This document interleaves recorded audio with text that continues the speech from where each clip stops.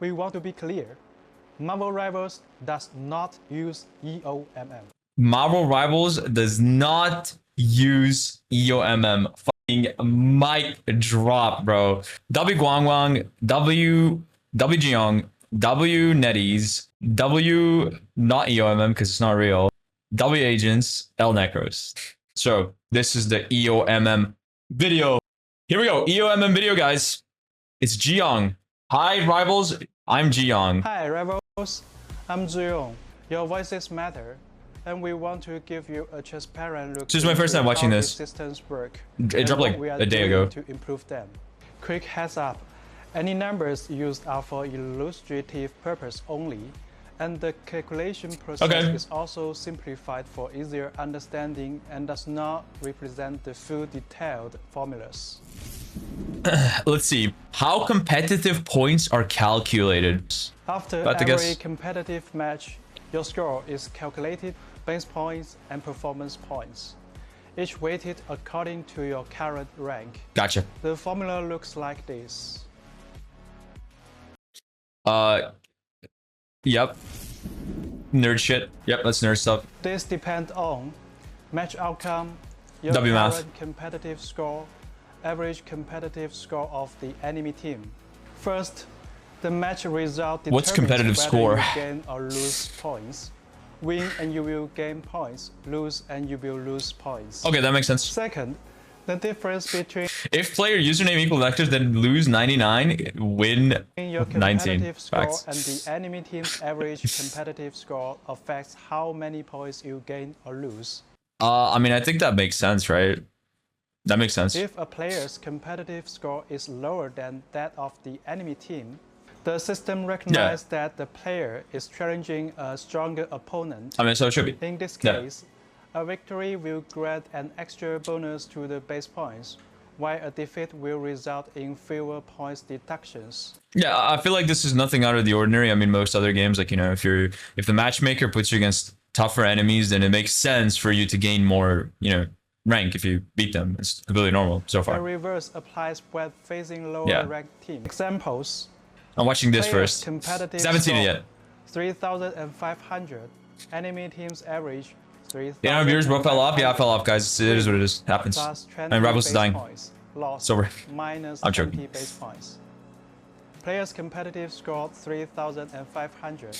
Enemy team's average. I think I understand this. I mean, this is just basically like illustrating the same point that if, you know, if your team minus 15 base like if your score is like a lot lower than the enemies, you're gonna fucking gain a lot more points. Players competitive score 3,500. And here you're gonna lose more and win less. It makes sense. It's normal stuff, I think. Win plus 15 base points. Lost minus 25 base points.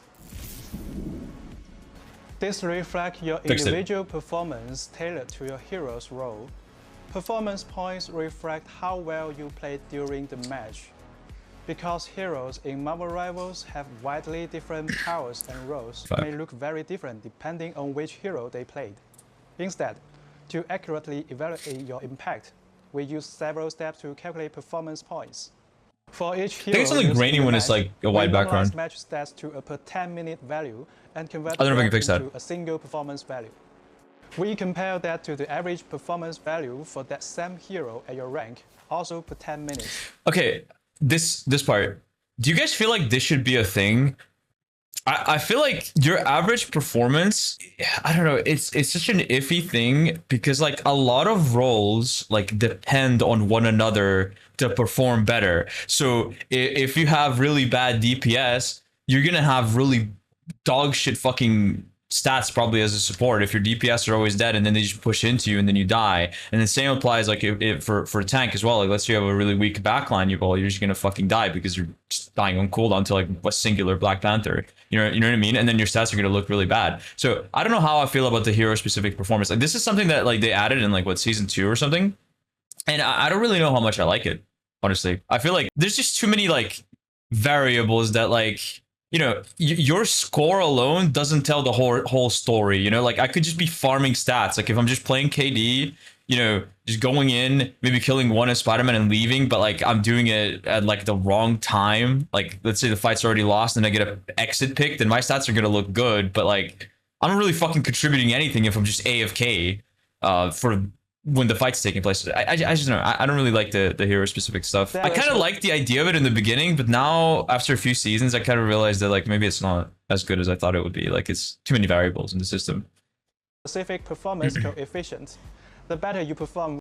Also, if you use an ult to get out of support ult, it doesn't show up in stat. Yeah, exactly. Like that's such a valuable thing. Like, okay, literally, what is my average? If I check my average Spider-Man fucking kills. Wait, let me just leave this thing and take a look. Like, I guarantee you, my ult kills is like pretend is probably like 2 or something.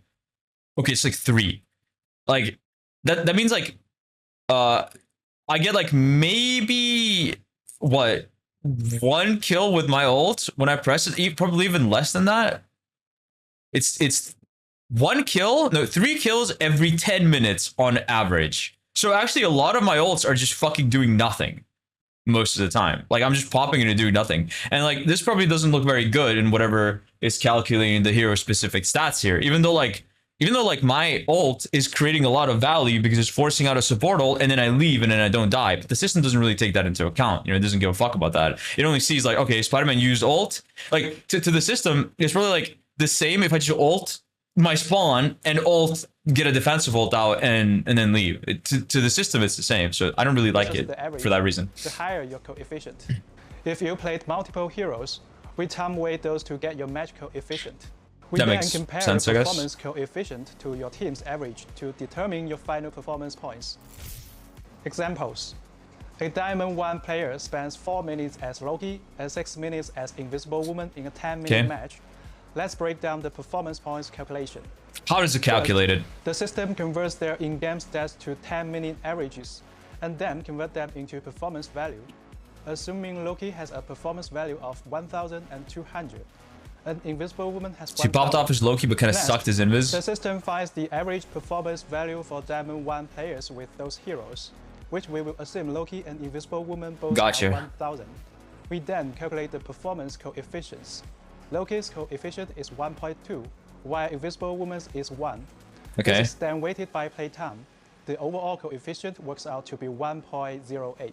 Okay, that makes this sense. Player's coefficient is compared to the other 5 teammates. Let's say that they are 1, 0.8, 0.8, and 1.15, resulting in an average of 0.97. This gives us the final adjusted performance coefficient of 1.11. Okay. Understand nothing? No, I get it. Your base points and performance points are calculated. Your final score is determined by... I guess that's fine. The weights vary by rank.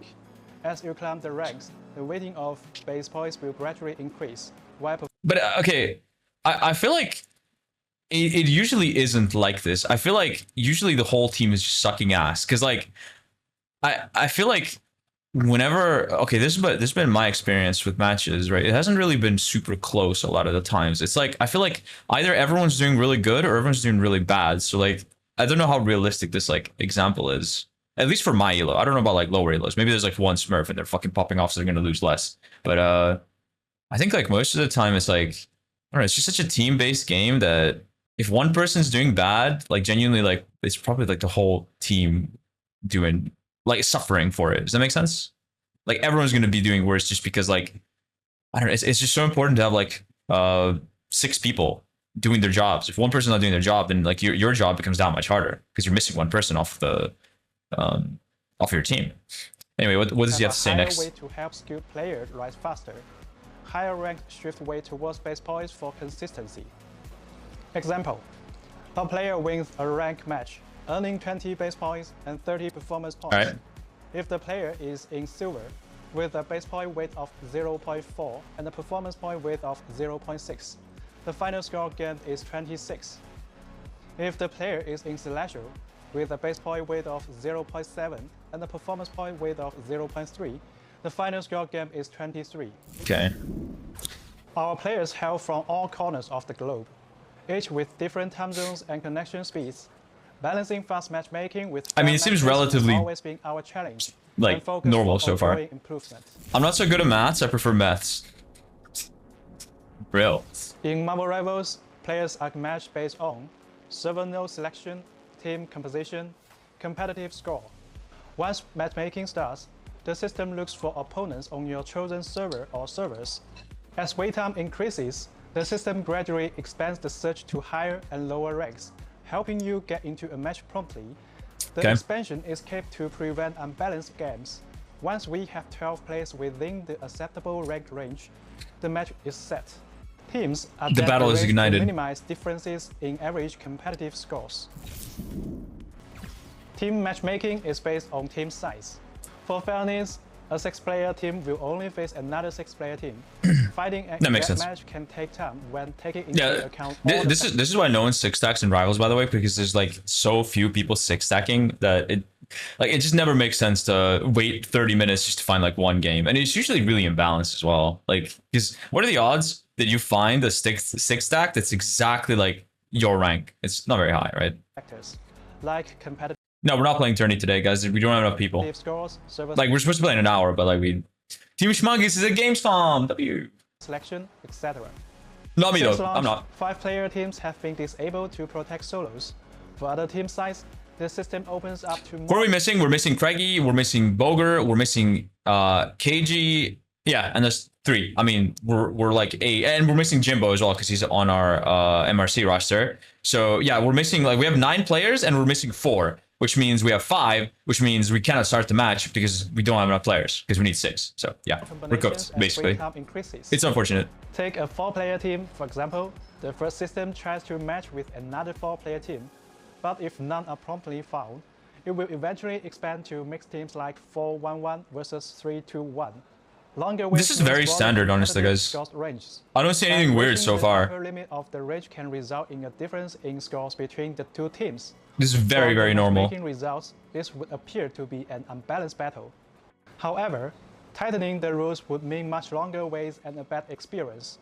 This is the core challenge, balancing matchmaking quality and speed. Yeah. Team kills make this speed versus quality trade-off more noticeable. At higher ranks, there are fewer players and they are spread across different servers, so this happens more often. So, after careful review, starting in Season 3.5, with temporarily restricted teams of 4 or 6 players from matchmaking at higher ranks, where their balanced matches are harder to fight. Moving forward, we will continue to explore new solutions to better meet the diverse needs of players.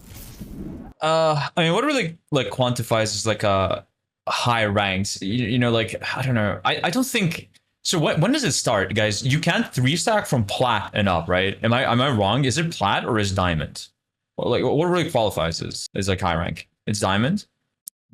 So to me, I don't know. Okay, in Rivals, everyone gets pushed up to gold, right? Because you gain so much points and you lose so few. Plus, you have those what the fuck are they called? Those things that like prevent you from losing points, the cards, the things you. It's not a chrono shield. It's like the card. You know, you guys know what I mean. You can like consume it and you don't lose. So anyway, my point is everyone just naturally gets pushed up to gold, like almost no matter what they do. If they probably play like fucking 40 matches of Rivals with like a completely dog shit win rate, they're gonna be gold. So gold is bronze basically. And so like if we go up a few, it goes gold, plat, diamond, right? So if gold is bronze, then high elo by rival standards would be gold, because in my eyes diamond is gold. Like genuinely, it's so easy to rank up in Rivals' system that I think like they are qualifying high elo as fucking gold, and I just don't think that should be the case. I think like high elo genuinely is like, if we're being generous, like high grandmaster and like celestial, right? Up from there, that in my opinion is like where people kind of know how their character works. Although, I don't know, lately my experience has been like, I've been getting people that are fucking handless. And matchmaking has just been terrible in my rank, but that's besides the point, right? That's besides the point. In my eyes, I feel like they shouldn't make these restrictions below fucking Celestial. I kind of almost liked how it was before. It made sense, right? It was like from Celestial and up, it was like, sorry, from Eternity and up, it was, you know, duo only. But I feel like they should just move that to be like Celestial and up duo only, which would have been fine because that's in my opinion high elo, and then not touched any of the other ranks, so you'd be able to, you know, 4-stack from GM and down. Does that make sense? I don't care. Just go play the game. Okay, I'm gonna ban you because you're fucking annoying and you don't tell me what to do because it kind of pisses me the fuck off. And you need to learn your fucking place in this chat, which is a fucking peasant and not someone who can speak. So shut your fucking mouth and I'm gonna watch the video and do as I want because fuck you. Of 4 or 6 players from matchmaking at higher ranks, where their balanced matches are harder to fight. Moving forward, we will continue to explore new solutions to better meet the diverse needs of players. I'm an angel. You can see my halo almost. To help you better understand how the matchmaking system works, here's an example scenario. Suppose player A teams up with player B and player C to queue for competitive. Okay. In this scenario, player A is Diamond 1, okay. player B is Diamond 3, yep. player C is Platinum 1. The average rank of this 3-player team is around Diamond 3. They select only the Oregon server node for matchmaking, since there aren't enough teams of the same size and rank in the queue on this node. The matchmaking system gradually expands the search range as time passes. After 5 minutes, the system finds 9 more players who meet the criteria. These 9 players include another 3-player team with an average rank of Platinum 1, a 2-player team with an average rank of Diamond 2, and 4 solo players, player D, Diamond 1, player E, Diamond 2, player F, Platinum 1, player G, Diamond 2. To ensure fairness, the system first places the 2 3-person teams on opposite sides. Then, the remaining team compositions are Side A, 3-player team plus 2 yeah, that makes sense. It'd be stupid probably if it was like, you know, 2-3 stacks against like solos. I swear to God, this was such a common occurrence in Overwatch, by the way. Like the amount of times like you would just have like 3 stacks against like a team of full solos was like, or even like 6 stacks against solos. Oh my God, there was like so many bad match made what's it called, experiences in that game that I don't even know, bro. No, I don't want to talk about it. I don't want to go back there. Shit was tough, bro. I remember literally stacking against like full fucking contenders teams and just having a team of all solos. It was so bad, bro. It was so bad. Average ranks as close as possible. The fairest division is Side A, 3-player team, Diamond 3 average, plus 2-player team, Diamond 2 average, plus player F, Platinum 1. Side B, 3-player team, Platinum 1 average, plus player D, Diamond 1, plus player E, Diamond 2, plus player G, Diamond 2. In this scenario, there are still notable rank gaps within each side. For example, I mean, there's like a Diamond 1 and a Plat 1 in the same lobby. That's a bit that's stretching it, I think. Marvel Rivals does not use EOMM. It does not. Facts. This means there can be internal team imbalances. So who's the agent here? Once the match begins, the Plat 1 guy is the agent. It's Kwang Wang's agent. Side A, the 3-player team picks a Vanguard player A, Duelist player B, and Strategist player C. The 2-player team chooses a Vanguard and a Duelist player F. A Duelist main sticks with his preferred role instead of filling the missing Strategist slot. Fucking egotistical DPS players. Player B from the 3-player team fills as a Strategist. Side B, the 3-player team picks a Vanguard. That's you? Nope, but I wouldn't be Plat 1. Player D picks an additional Strategist. Player E picks another Vanguard. Player G picks another Duelist. We believe that this is a situation. Okay, so everyone here is basically playing their main roles, and people here are not playing their main roles. Many players have encountered before. Because this guy got a flex, right? In this case, Side B has a strategic advantage, as all 6 players are playing their main roles. On Side A, a Duelist main is forced to fill as a Strategist. And the lowest ranked player is also playing Duelist, which may weaken the team's synergy. Okay, so he's basically saying that this fucking Plat 1 Duelist player is dog shit, and that's why they're losing. Because this guy who's actually good at DPS has to fill. And so like, according to the matchmaker, this is a balanced match. But since this guy is the EOMM agent, he's egotistical, refusing to fill, forcing the actual good DPS player on, you know, strategist. That yeah, now they're at a disadvantage actually, even though in the system's eyes this is balanced. As a strategist. It's me. Why is everyone saying it's me? Also playing Duelist, which may weaken the team's synergy. Necros and Craigie, that's just not true though. Recently, me and Craigie are like the you know double. We're like the stack that's like both really good players. Then we just have people who are egotistical, don't want to fill for us, so we can just carry them. We have received a lot So of usually feedback from the community, boils down to. with many players believing that our matchmaking system employs EOMM, engagement optimized matchmaking. You said This it. would imply manipulating the matchmaking queue to keep players' win rates around 50%, ensuring they remain engaged in the game. We want to be clear, Marvel Rivals does not use EOMM. Marvel Rivals does not use EOMM. Fucking mic drop, bro.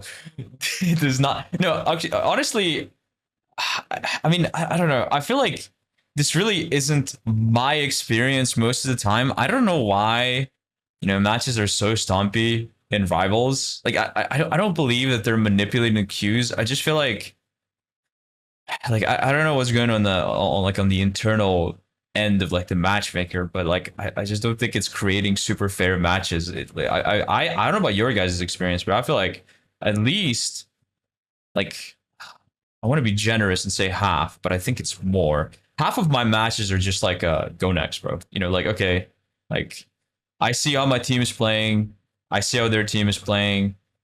I can give it my 110%. Pop a blood vessel, sweat my balls off, and still probably lose. Or I could just be like, accept my fate and just be like, okay, I'm just gonna try. I'm gonna try. I'm gonna giga try hard. I see my team. We have a rocket. He doesn't want to swap. We have. Oh, right. Also, one thing about this, right?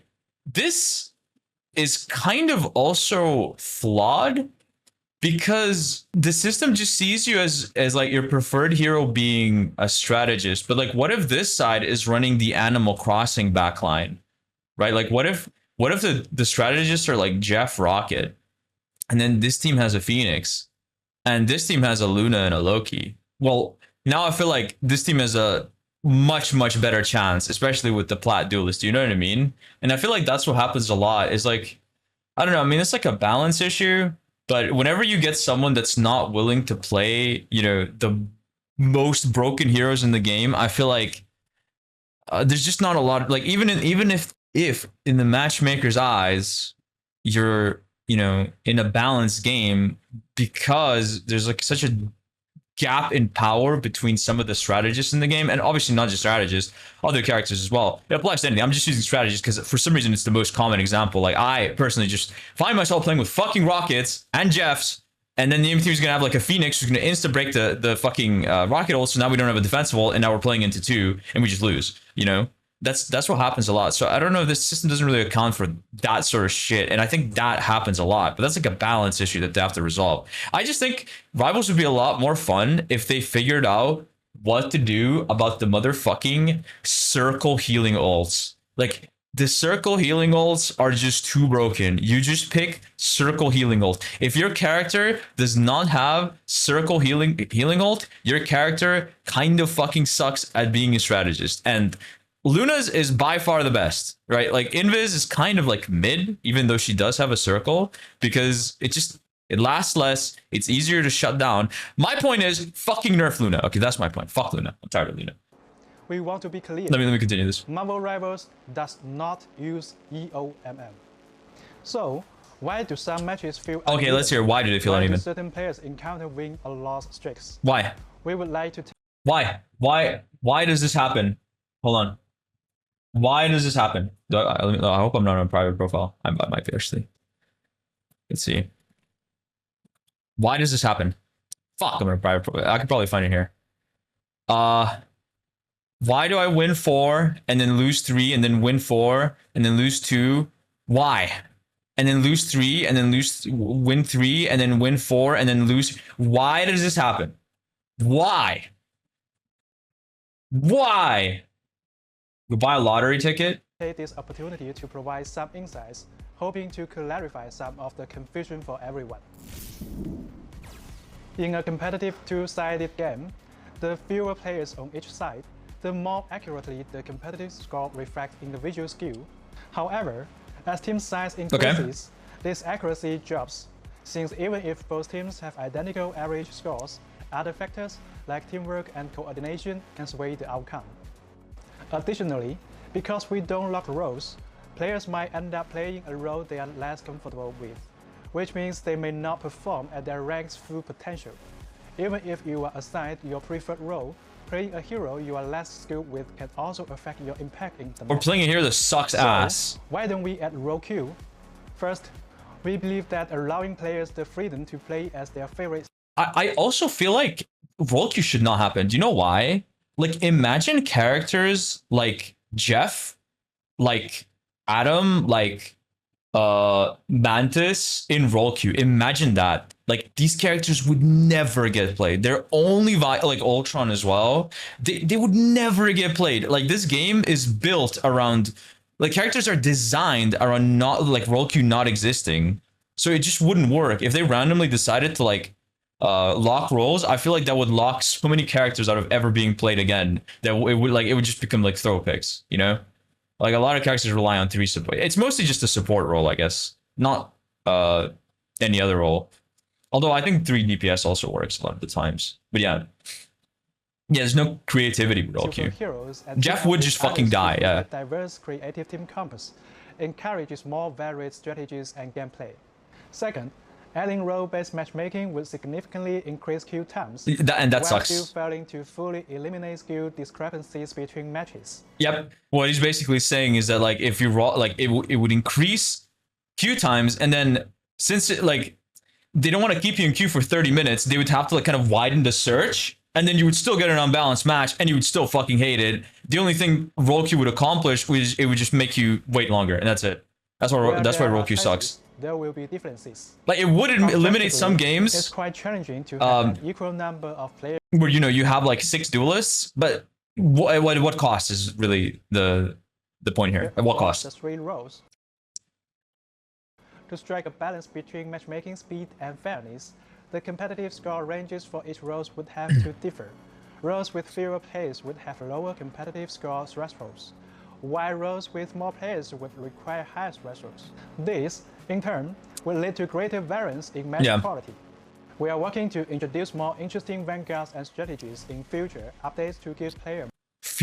Wait, are they saying they're gonna release tanks and supports?